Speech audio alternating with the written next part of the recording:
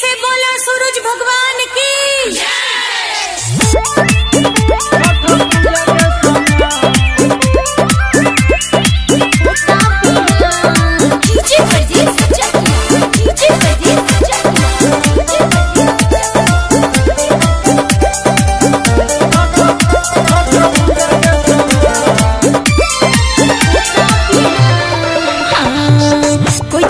छठ पूजा बोला बोला बोला अचरा पकड़ के जोनी डोला डोला डोला। हाँ हाँ वैसे हुई छठ पूजा बोला बोला बोला अचरा पकड़ के जोनी डोला डोला डोला। एही फिक्र में मोरा होता बिहान, एही फिक्र में मोरा होता बिहान। रानी चौकिया में जाके ले हमारा के मकान, उन्हें बेचबो छठ पूजा के सामान। रानी चौकिया में जाके ले हमारा के मकान, उन्हें बेचबो छठ पूजा के सामान।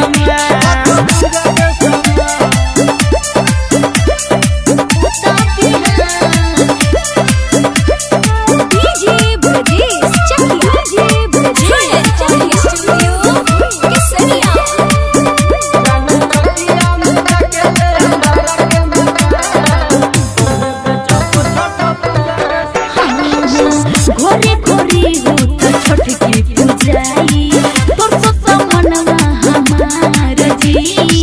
बाहरा जाई रौरा कोरी कमाई का बाटे राउर बिचार जी, का बाटे राउर बिचार जी। घरे 2-4 लाख पूंजी लगाई करत बानी जोगार हो। 12 जनी के ही जे रुपया कमाई सदा बुराई तोहार हो। झूठे कोहेलो सच्चे खुलबो दुकान, झूठे कोहेलो सच्चे खुलबो दुकान। रानी चौकिया में जाके ले हमारा के मकान, उन्हें बेचबो छठ पूजा के सामान। रानी चौकिया में जाके ले हमारा के मकान, उन्हें बेचबो छठ पूजा के सामान।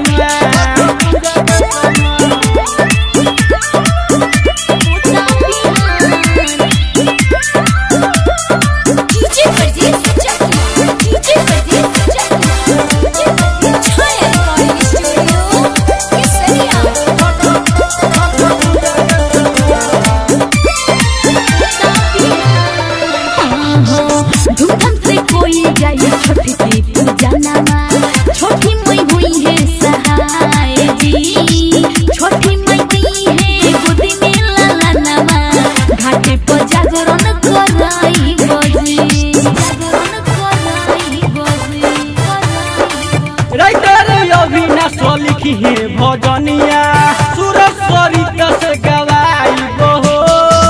मिथिलेश समीर बुझले माई के चरनिया, भइले शरण में जाई हो। डीजे पोर्टस के सगरो मोचो तूफान, रमेश रंगीला के मोचो तूफान। रानी चौकिया में जाके ले हमारा के मकान, उन्हें बेचबो छठ पूजा के सामान। रानी चौकिया में जाके ले हमारा के मकान, उन्हें बेचबो छठ पूजा के सामान। पूजा के सामान वैसे हुई छठ पूजा बोला बोला बोला अचरा पकड़ के जोनी डोला डोला डोला। एही फिक्र में मोरा होता बिहान, एही फिक्र में मोरा होता बिहान।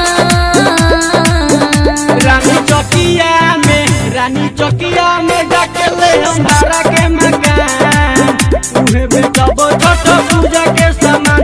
रानी चौकिया में जाके ले हमारा के